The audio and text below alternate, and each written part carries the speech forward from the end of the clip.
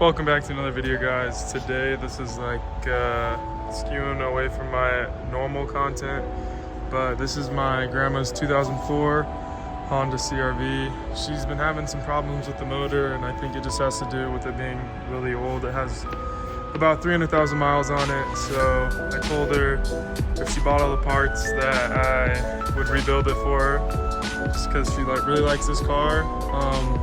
It's nothing to worry about because it's not an automatic trans, so trans will probably outlast the motor yet again, because obviously my grandma's driving it. I don't know about your guys' grandma, but my grandma definitely drives like a grandma.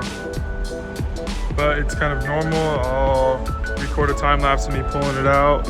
If you guys want me to go over some small things, like if you guys are doing anything on a CR-V and want me to show you how to get something done, just let me know in the comments.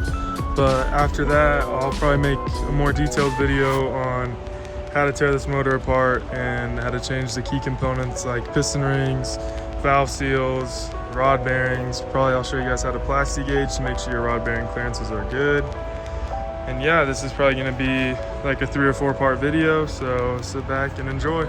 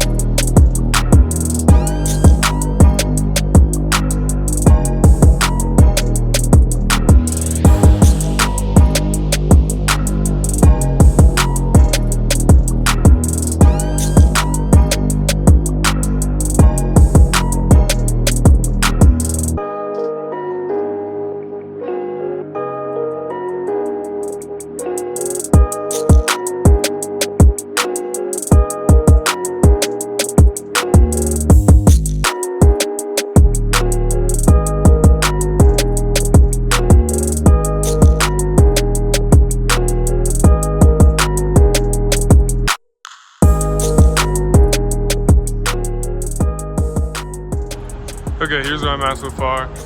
Got the axles out, disconnected the exhaust, drive shaft is disconnected now. I drained all the fluids. You can see it's kind of a little drippy right there. There's that, and then there's a plug on the radiator up here.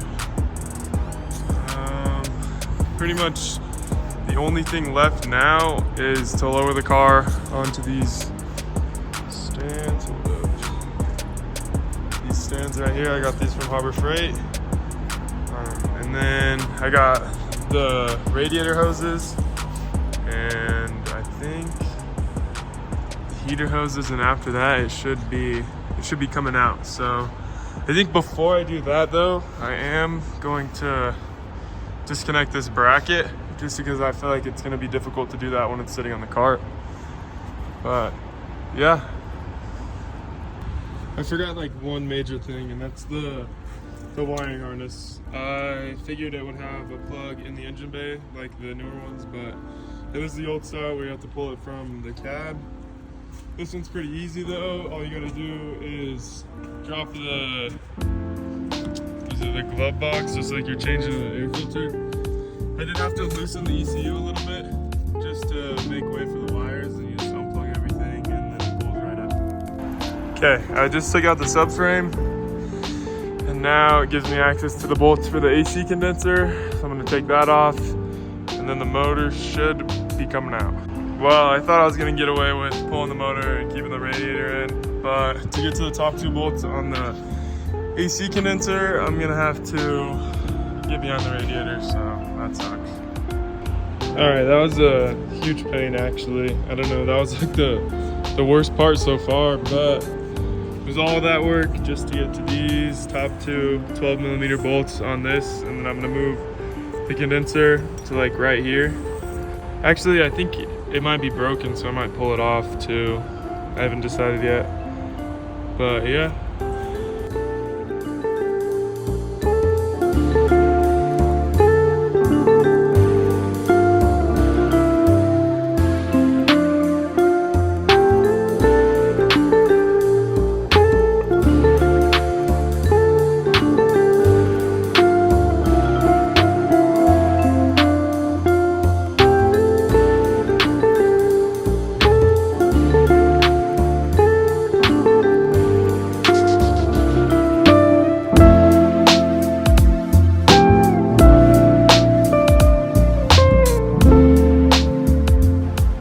As you can tell, it came out nice and smooth.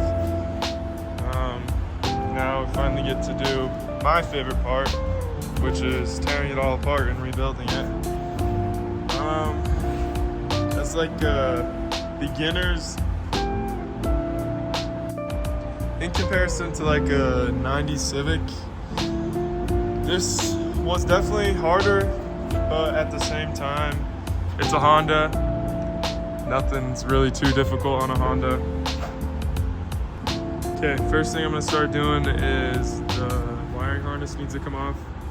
So there's tons and tons of different plugs, but really, once you take it off, you know there's only like one way it goes back on. So it's not as hard as you think to remember things. I know when I first started, I used to like label where each plug goes, but now like it's all fitted, so it's kind of common sense.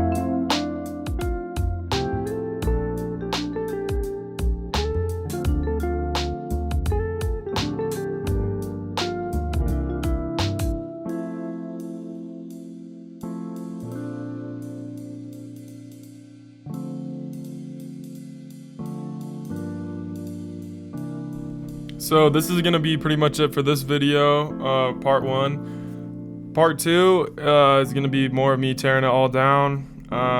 Probably part 3 is gonna be me building it all and putting it back in. I don't think I'm gonna go more than 3 parts, but I appreciate you guys watching, and definitely stay tuned for the next one.